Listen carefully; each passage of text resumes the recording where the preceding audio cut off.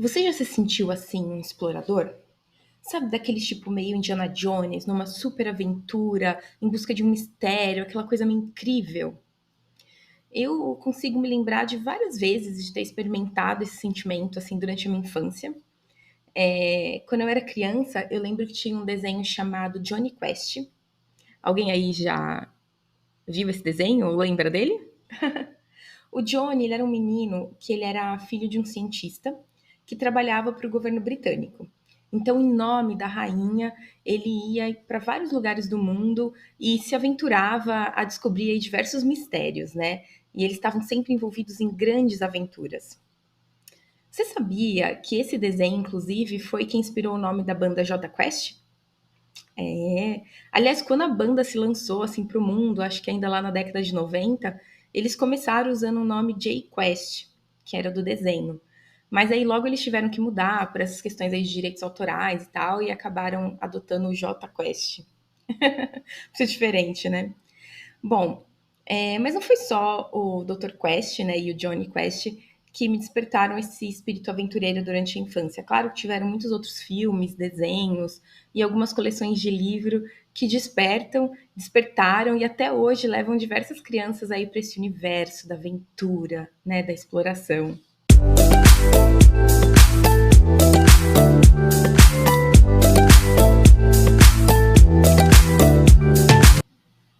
Nada com uma pitada de aventura e paixão para realçar o sabor dessa conversa, né? Meu nome é Ana Bandeira e você está num QD, o podcast que fala sobre qualidade com um pouquinho de humor e leveza. Se prepara que hoje estamos internacionais, hein? Eu vou gastar todo o meu inglês aqui só na definição da palavra do dia de hoje, que é quest. Se você colocar aí no Google quest, você vai ver o seguinte: noun, ou substantivo. A long or arduous search for something, né? Uma longa e árdua procura por alguma coisa. Ou, segundo a segunda descrição, na época medieval, se usava como an expedition made by a knight to accomplish a prescribed task. Ou seja, né, uma expedição feita por um cavaleiro para cumprir com uma tarefa dada a ele. Você vê então que tem tudo a ver com procurar alguma coisa, né? E se você olhar na parte dos sinônimos dessa palavra, você vai ver que os sinônimos são adventure, aventura, expedition, né, expedição, journey, que é a jornada, voyage, viagem, search, né, uma busca. E para o verbo, porque né, em inglês as palavras são substantivos e verbos, o verbo é search for something, né? Ou seja, procurar por alguma coisa. E aqui o que é mais legal é que o exemplo que o dicionário traz, ele fala assim: He was a real scientist, questing after truth. Que inspirador, né, gente? Ele era um cientista real, indo atrás da verdade. E eu acho que tem tudo a ver com o que a gente vai falar isso, porque o papel do cientista é esse: é encontrar a verdade por trás daquilo que ele observa e não moldar o que ele observa para aquilo que ele busca. Entende? É sutil a diferença, mas ela é muito importante. É sempre o caminho contrário. A gente observa os dados, a gente observa o que acontece e em cima disso faz a ciência, né? E não o contrário. Mas voltando aqui para o português, né? Se você usar o tradutor também, você vai ver que quest significa busca, missão, indagação. E um parênteses aqui. Eu amei essa tradução, porque eu sou definida assim por muitas pessoas como uma pessoa indagadora. E eu vou te falar que eu amo esse meu lado. Eu sempre aceitei esse adjetivo como um elogio mesmo. Amo questionar as coisas. Mas fechando parênteses, todo esse tema de aventura e a palavra quest para esse episódio, ele vai ser o pano de fundo para a gente falar sobre a sabedoria das multidões. Você já ouviu falar o que é a sabedoria das multidões? E ainda mais, você sabe o que isso tem a ver com qualidade? Nossa, muito a ver. Segue aqui o fio comigo para você não se perder, hein? Corta lá para a Inglaterra, 2 séculos atrás. A nossa história começa com Francis Galton.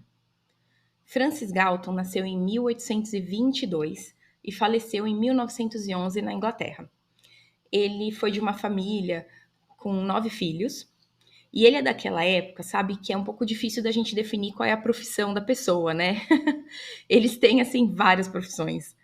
E ele foi antropólogo, meteorologista, matemático e estatístico. Apesar dele não exercer oficialmente essas últimas, primeiro porque nem existia estatística naquela época, por assim dizer, o nome estatística, a estatística como disciplina ou como profissão. E apesar da aptidão dele na matemática, ele também não foi matemático. Ele acabou seguindo carreira como meteorologista, fez de tudo um pouco, estudou medicina também e tal. E eu vou ler aqui um trechinho do texto sobre o Francis Galton na Wikipedia, para ficar um pouco mais claro, tá? Ele também criou o conceito estatístico de correlação, a amplamente promovida regressão à média e várias invenções como um periscópio, um dispositivo para abrir cadeados e uma versão inicial da impressora de telétipo. Então é assim, né? Esses caras que fazem de tudo um pouco. Ele foi orientador do Carl Pearson, aquele mesmo, da correlação de Pearson. Um parênteses aqui, mais um parênteses. Sabia que Galton, ele chamou o conceito de regressão primeiramente de reversão? Eu não sei por que mudou depois para regressão, tá? Não fui atrás de procurar, mas eu achei bem curioso. Galton também foi primo de Darwin. Gente, que patotinha, hein? Caramba! Ele foi também um dos primeiros cientistas, uma das primeiras pessoas a aplicar conceitos estatísticos no campo da hereditariedade, né? Ele tem mais de 340 obras. Infelizmente, muitas dessas obras estão relacionadas à hereditariedade, dele e de muitos outros caras por aí, né? Levou aos conceitos de eugenia, que levaram também a alguns capítulos muito tristes da história da humanidade, né? Infelizmente. Mas não estamos aqui para falar desse lado, né? Do que fizeram de ruim com essas ferramentas que ele pensou, elaborou e propôs. A gente, na verdade, quer pegar o que ele fez e colocar no contexto da qualidade, certo? E para isso, eu trago aqui um caso específico do legado do Galton. Primeiramente, eu preciso reforçar para todo mundo, né, gente, que ele era um maluco dos dados. Vamos colocar nisso, né? Ele adorava analisar dados, encontrar padrões, inventar essas coisas que a gente chama hoje de estatística. Então, quando foi lá em 1906, o Galton foi a uma feira de gado, que chamava West of England Fat Stock and Poultry Exhibition, que aconteceu em Plymouth. Essa feira ela acontece até hoje, tá, gente? Eu falei foi, mas na verdade ela existe até hoje. Mas sabe, naquela época, ela era daquelas feiras de interior, sabe? Que a gente vê nos filmes e que tem diversas atividades ali, e algumas brincadeiras e tudo mais. E uma das brincadeiras, dos desafios que tinha ali, era de se adivinhar o peso de um boi. Então as pessoas podiam comprar tickets, comprar palpites, né, onde elas colocavam quanto elas achavam que o boi pesava, e no final, quem chegasse mais próximo ao peso real do boi levava uma bolada e levava um prêmio. Depois de realizada aí essa brincadeira, nessa feira especificamente desse ano, o Galton conseguiu com que a organização do evento lhe desse 800 bilhetes que participaram dessa aposta, os 800 que participaram nesse dia. Todo o trabalho que ele fez, que eu vou contar aqui para vocês, foi feito em cima desse conjunto de dados. E ele publicou esse trabalho na Nature em março de 1907 com o título Vox Populi. Tem uma página na internet em homenagem ao Galton que tem a cópia dos originais de diversos trabalhos dele. É sensacional, sabe? Para quem gosta, assim como eu realmente recomendo entrar lá e ler os artigos originais. É muito legal. Agora, eu preciso fazer um outro parênteses aqui. Imagina trabalhar com 800 dados no papel. Gente, não tinha Excel naquela época não, viu? Ai, eu fico desesperada só de pensar. Mas vamos voltar aqui para o trabalho dele. Bom, lá no artigo, a primeira coisa que o Galton ressalta é de que as pessoas que participaram eram pessoas do ramo, né? Fazendeiros, açougueiros, pessoas que elas estavam habituadas a fazer esse tipo de estimativa. Então, já reduzia bastante a chance de errarem por muito longe, né? Mas o que ele encontrou, então, depois de ordenar todos esses dados, né, do menor para o maior, foi que a mediana dos dados de todos os palpites chegou mais perto do peso real do boi do que qualquer um dos palpites individualmente. O peso do boi era de 1.198 libras e a mediana dos dados ficou em 1.207. Vale ressaltar também que esse valor corresponde à mediana, tá? No trabalho do Galton. Mas esse trabalho teve uma grande notoriedade, eu acho que é meio redundante falar isso, né? Mas ele ganhou notoriedade depois de ser contada toda essa história que eu estou contando aqui para vocês no livro Sabedoria das Multidões, de James Surowiecki. Não sei se eu li o nome dele certo. Mas se você jogar no Google aí Sabedoria das Multidões, você vai achar o livro certinho. Ele publicou esse livro em 2004 e contou no livro, logo no início, essa história e esse caso do Galton. E no livro, o James, ele refere a esse valor, essa medida central, como média, e não como mediana. Mas, anyways, isso é só detalhe para essa nossa conversa daqui, tá?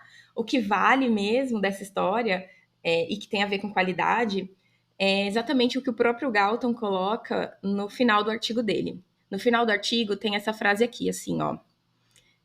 This result is, I think, more credible to the trustworthiness of the democratic judgment than might have been expected. Esse resultado na minha opinião, a meu ver, tem um crédito maior pela veracidade do juízo democrático do que seria esperado. Mais ou menos assim, numa tradução livre aqui, tá? Porque ele não esperava encontrar isso, né? Então, ele não esperava que uma medida central da população toda fosse mais próximo do valor real do que o valor individualmente de cada perito, né? E o que isso tem a ver, então, com a qualidade, né? Tem tudo a ver, e eu vou explicar aqui para vocês. Tem a ver que não é possível saber o valor real de nenhuma amostra ou controle ou material no laboratório. Todas as medições que se faz de qualquer coisa têm influência de algum tipo de erro. E eu falei todas, sim, todas. Não importa se tem um valor na bula falando qual é o valor esperado ou não. Só é possível saber o valor real de alguns tipos de materiais, como, por exemplo, alguns padrões que têm um certo grau de pureza, que tem certificado e tudo mais. Mas se a gente estiver falando de amostra de paciente, amostra de controle, né, esses materiais que são mais comuns no laboratório, é impossível. Não tem como saber o valor real, o valor exato que tem aquele material. Então, para chegar ao mais próximo possível desse valor real, em diversos processos que são feitos no laboratório, nós fazemos várias medições de um mesmo material. Ficou confuso? Calma, peraí, eu vou dar alguns exemplos, tá? Mas antes de eu dar alguns exemplos, primeiro, eu queria que a gente entendesse o princípio que está por trás disso. Então, lembra aqui da feira do boi, lá do Galton? Tá. Lá tinham vários especialistas, certo? Apesar deles serem especialistas, todo mundo tem algum viés. Todo mundo tem. Seja porque o cara, sei lá, ele é pessimista, então ele sempre chuta um pouquinho para menos, ou um cara é mais otimista, ele chuta um pouquinho para mais, ou ainda porque, sei lá, ele tá acostumado, né, ou tá com o olhar dele treinado para ver bois que tem a pelagem assim mais escura e naquele evento, sei lá, o boi era branco. Gente, eu não sei qual era a cor do boi, tá? Eu tô aqui levantando hipóteses, que, óbvio, nunca serão confirmadas, mas tô tentando levantar alguns motivos pelos quais as pessoas erraram, né? O que pode ter influenciado na opinião das pessoas que acabaram julgando o valor errado do peso do boi lá. O que acontece é que quando você olha para o conjunto de dados, e esse conjunto de dados é grande o suficiente, como era o do Galton, né? Ele tinha quase 800 dados. Dentro desse conjunto, Os erros de quem chutou para mais acabam anulando os que chutaram para menos. Logo, a medida central, seja ela a média ou a mediana, que seja, ela vai ser a medida mais próxima do real, porque os erros individuais, eles acabam se compensando, se anulando entre si, então a medida central, ela acaba sendo mais próxima do valor real. Entende? E é isso que acontece no laboratório, né? Então, quando você medir, por exemplo, o material de controle, uma amostra, o valor que você dosou, ele pode estar um pouquinho acima do que o valor real daquela amostra, ou um pouquinho abaixo. Tanto que se você dosar a mesma amostra, ou o mesmo material de controle, você sabe, a mesma alíquota mesmo, o mesmo material, se você dosar várias vezes, ele não vai dar exatamente o mesmo resultado todas as vezes, certo? Então, o conceito por trás disso é isso. Qualquer medição tem algum erro embutido. Seja erro aleatório, erro sistemático, que seja. Mas quando a gente pega um conjunto de dados, a medida central desse conjunto de dados, ela está mais próxima possível do que seria o valor esperado, o valor real, ou o valor correto, né, para aquela amostra, se assim a gente quiser chamar, tá? Dentro do laboratório, então, que momentos que a gente tem? Tem vários momentos que a gente precisa saber qual é o valor correto de uma amostra, certo? Sem colocar aqui o valor que a gente liberava dos exames de cada uma das amostras de cada um dos pacientes, né? Que esse, com certeza, que a gente espera que ele esteja correto. Mas, além disso, tem vários outros processos dentro do laboratório em que a gente usa para monitorar os testes, em que a gente precisa saber qual é o valor daquilo que está sendo dosado. Ou seja, todos os processos de qualidade analítica. Eu vou citar aqui alguns exemplos, mas eu não vou entrar assim, em muitos detalhes não, tá, gente? Porque senão esse episódio fica longo demais. E eu prometo que eu volto depois para falar de cada um deles individualmente, a gente conversar um pouquinho mais. Por enquanto, eu só quero exemplificar onde está essa teoria do Galton aí por trás dos nossos processos, tá? O primeiro e mais clássico de todos, o ensaio de proficiência, né? Para quem é novo, deixa eu explicar aqui rapidamente o que é o ensaio de proficiência. Ele consiste basicamente em um provedor, ou seja, é uma empresa que não está ligada ao laboratório, né?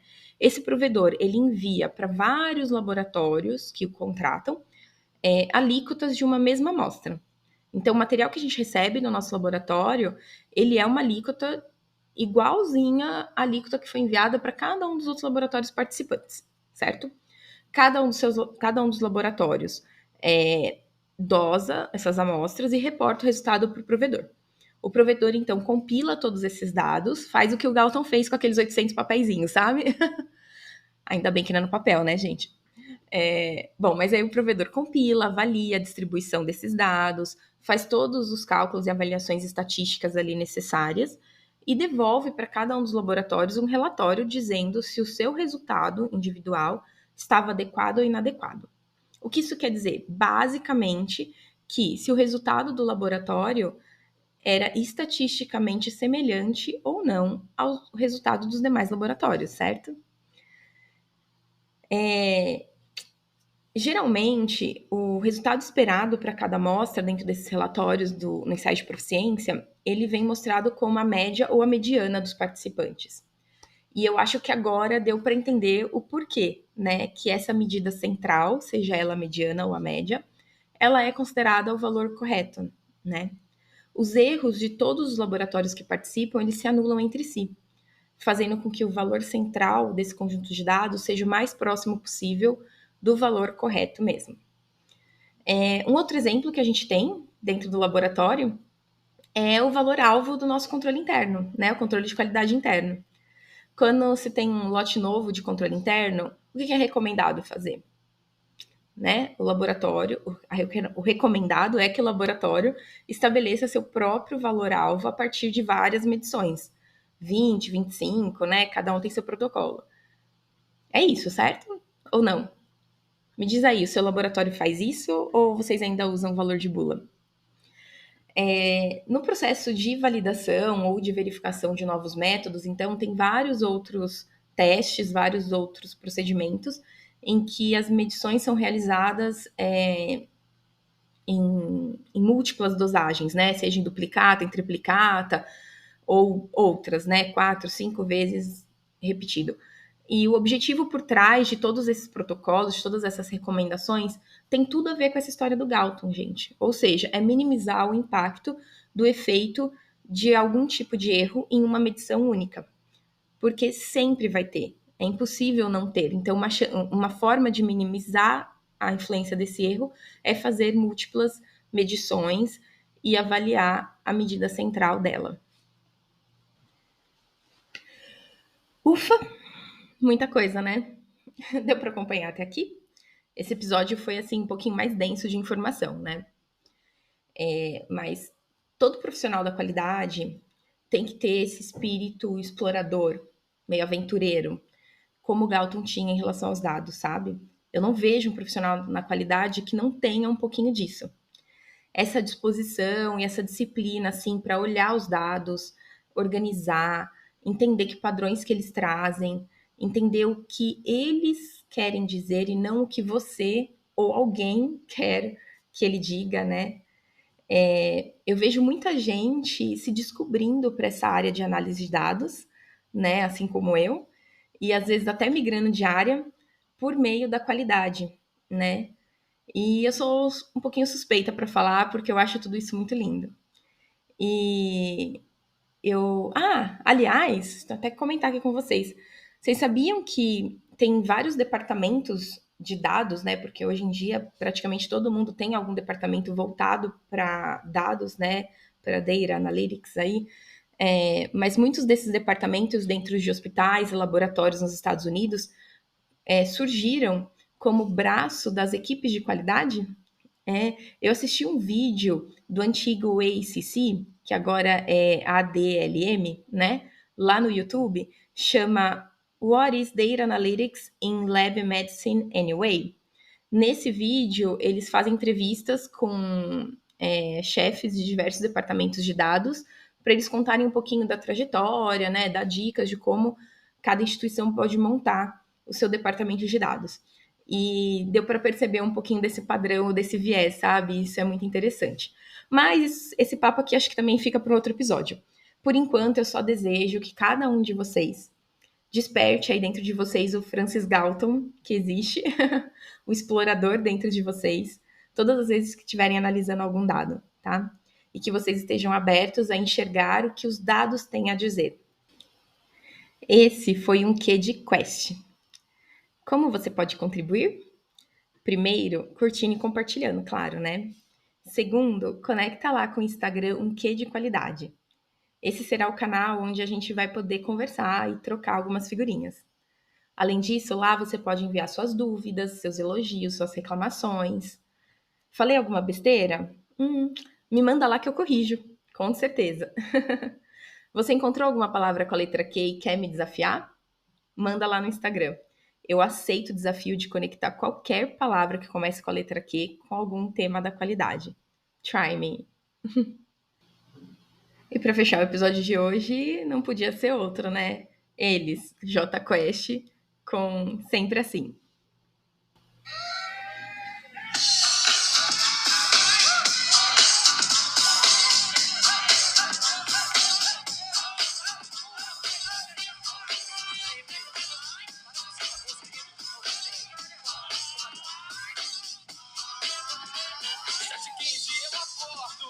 E começo a me lembrar do que ainda não me esqueci. E tenho pra falar